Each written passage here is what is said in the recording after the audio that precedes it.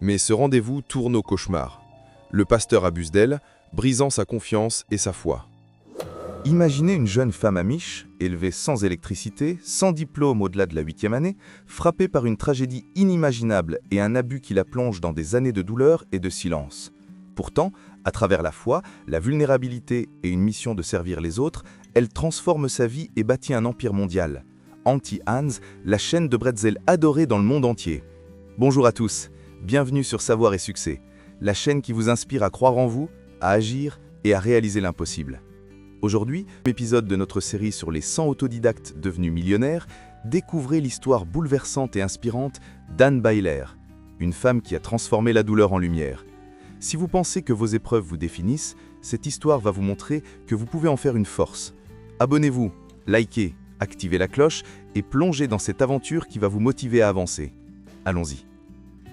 Anne Byler naît en 1949 dans une famille amish à Lancaster, Pennsylvanie, un monde sans électricité, où les charrettes tirées par des chevaux rythment la vie.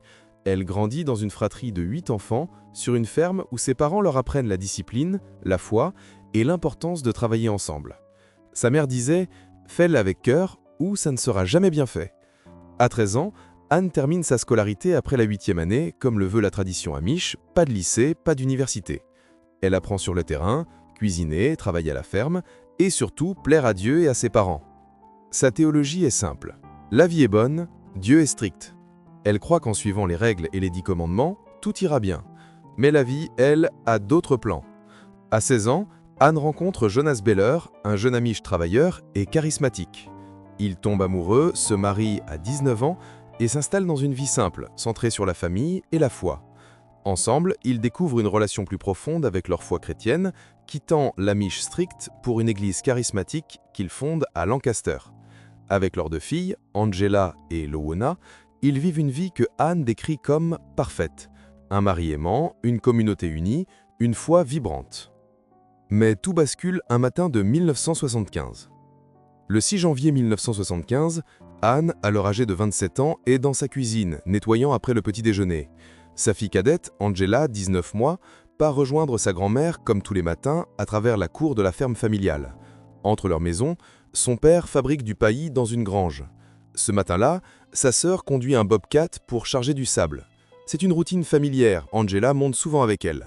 Mais ce jour-là, un accident tragique survient. Écoutons une scène reconstituée.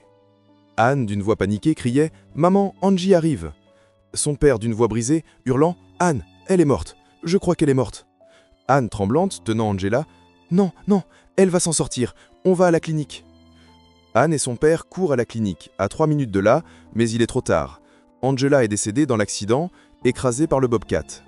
Ce moment brise Anne. Sa théologie, « Si je suis une bonne fille, Dieu me protégera », s'effondre. Elle se demande pourquoi Dieu a permis ça. Le chagrin la consume et un mur s'élève entre elle et Jonas. Ils s'éloignent, incapables de partager leur douleur. Quelques mois après la perte d'Angela, Anne, en quête de réconfort, accepte l'invitation de son pasteur à discuter. Elle espère soulager sa douleur. Mais ce rendez-vous tourne au cauchemar. Le pasteur abuse d'elle, brisant sa confiance et sa foi. « Anne, tu peux me faire confiance. Parler va t'aider. Je ne sais pas pourquoi Dieu a pris Angie. » Silence pesant, puis le pasteur abuse de son pouvoir. Anne, dévastée, « Personne ne me croira. Je dois me taire. Pour toujours. » Menacée, Anne choisit de garder le secret, pensant que le révéler détruirait sa famille et sa réputation. Ce silence la lie à son agresseur pendant 7 longues années. Elle se sent inacceptable, impardonnable, immuable. Elle croit qu'avoir franchi une ligne où la grâce de Dieu ne peut plus l'atteindre. Chaque jour, elle porte ce fardeau, souriante à l'extérieur, mais mourante à l'intérieur.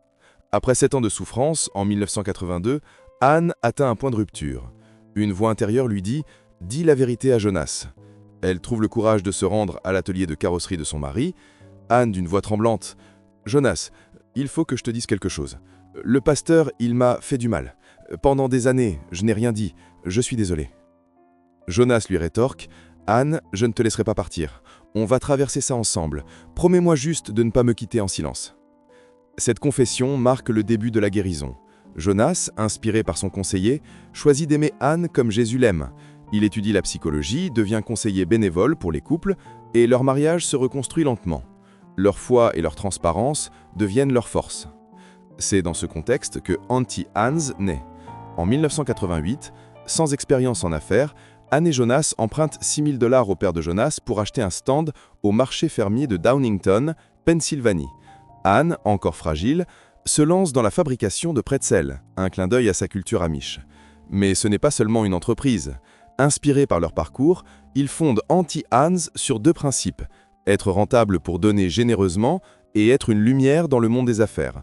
Leur acronyme LIGHT, Lead by Example, Invest in Employees, Give Freely, Honor God et Treat All with Respect guident chaque décision. Ils ouvrent 2 boutiques en 1 an, 12 l'année suivante, puis 35 et en quelques années, plus de 500 boutiques à travers le monde, dans des centres commerciaux, des aéroports et même à l'international, comme aux Philippines. Auntie Anne's devient une marque mondiale, générant des millions de dollars et employant des milliers de personnes. Mais pour Anne, le succès ne se mesure pas seulement en profit. Elle instaure une culture d'entreprise unique, basée sur l'acronyme LIGHT, Lead by Example, Invest in Employees, Give Freely, Honor God et Treat All with Respect. Chaque employé est valorisé. Anne les appelle par leur nom, partage les profits, organise des chasses aux œufs de Pâques et des journées shopping pour renforcer l'esprit d'équipe. Cette approche, issue de son apprentissage à la ferme amish, fait de Auntie Anne's un lieu où des employés se sentent aimés, créant une loyauté qui alimente la croissance explosive de l'entreprise. En 2005, à 55 ans, Anne vend la société à son cousin, qui partage ses valeurs pour des millions de dollars. Avec ses fonds, elle et Jonas construisent un centre de conseil de 55 000 pieds carrés sur une ferme de 125 à Ropépec, dédié à aider les couples et les familles à guérir comme ils l'ont fait. Anne devient aussi une conférencière internationale, partageant son histoire dans des livres comme Twist of Faith et Overcome and Lead, inspirant des millions de personnes à trouver la liberté par la transparence. Cet épisode douloureux, la perte d'Angela, l'abus, le silence, forge Anne de manière profonde. La tragédie lui enseigne la résilience, l'abus, la puissance de la vérité, et la confession, la force de la vulnérabilité. Ces épreuves transforment sa vision du leadership. Pour Anne, diriger, c'est servir, écouter et donner sans attendre en retour. Elle apprend à embaucher des experts, à placer les personnes dans des rôles adaptés à leurs forces et à créer une culture où l'interne, les valeurs, correspond à l'externe, les actions. Sans ces épreuves, Anne n'aurait peut-être pas eu la détermination de bâtir une entreprise centrée sur les gens plutôt que sur le produit, ni la conviction de donner généreusement. Comme elle le dit, nos plus grandes épreuves deviennent nos plus grands enseignants. Ce parcours fait d'elle une leader de serviteurs, prouvant que le succès véritable vient de l'authenticité et de l'impact sur les autres. Maintenant, c'est à vous. Imaginez un fardeau que vous portez en silence, une douleur, une honte, un échec. Qu'est-ce qui vous empêche de le partager ? Prenez 20 secondes pour réfléchir. Quelle petite action pourriez-vous faire pour avancer vers la lumière ? Écrivez-le dans les commentaires. Votre courage pourrait inspirer notre communauté Savoir et Succès. Pause avec musique douce, texte animé. Votre lumière commence ici. Partagez.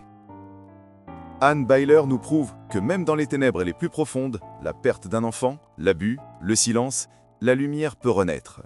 Sans diplôme, avec seulement sa foi et sa vulnérabilité, elle a bâti Auntie Anne's, un empire fondé sur l'amour et le service. Sa leçon ? La vérité vous libère et servir les autres donne un sens à votre succès. Aujourd'hui, faites un pas. Parlez à quelqu'un, notez votre rêve ou tendez la main à un employé. Si Anne a transformé sa douleur en un empire de générosité, imaginez ce que vous pouvez accomplir. Merci d'avoir regardé Savoir et Succès. Likez, partagez, commentez votre défi ou votre rêve et rejoignez-nous pour la prochaine histoire inspirante. À bientôt, car le savoir mène au succès.